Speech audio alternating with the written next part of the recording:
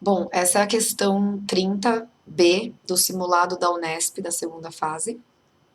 E era uma questão que pedia as funções sintáticas dos termos aí em destaque, do que e do os.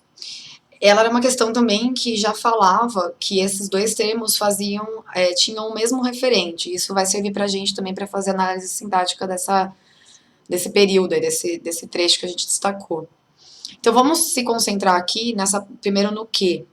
Né? Acho que quando a gente vai fazer essa análise, quando a gente vai pensar no que, um truque legal que a gente pode pensar é ver se ele pode ser substituído por o qual, a qual, ou os quais, as quais. Então vamos ver se isso funciona. Então se representou sobre as ondas a mais triste e funesta tragédia que nunca viram os homens, que homens os quais a vissem não os havia. Ficou ok, deu para substituir.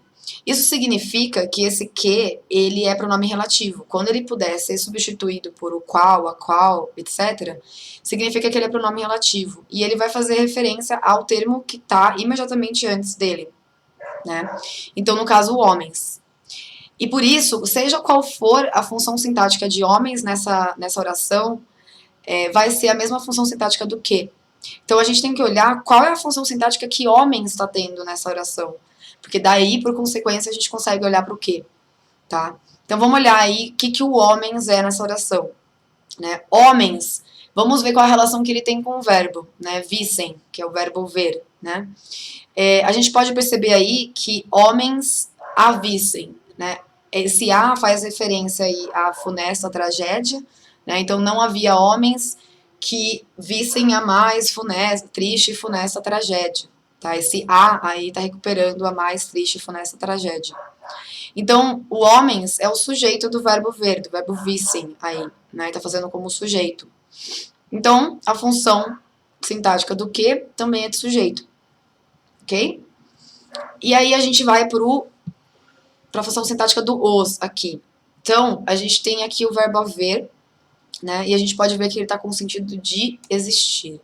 Então, não existia homens que tivessem visto a mais funesta, triste e funesta tragédia. Quando a gente tem o verbo haver com o sentido de existir, significa que ele é um verbo impessoal, ele não vai ser conjugado, né? Ele vai estar sempre conjugado na terceira pessoa do singular. E aquilo que a gente acha que é um sujeito, que a gente parece o sujeito, vai ser, na verdade, objeto direto. Ok? Essa frase não vai ter sujeito, essa oração não tem sujeito.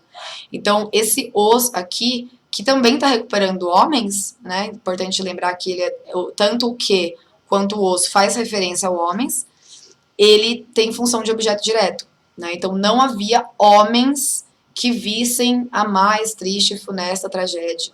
Tá? A gente podia também reescrever dessa forma. Ok?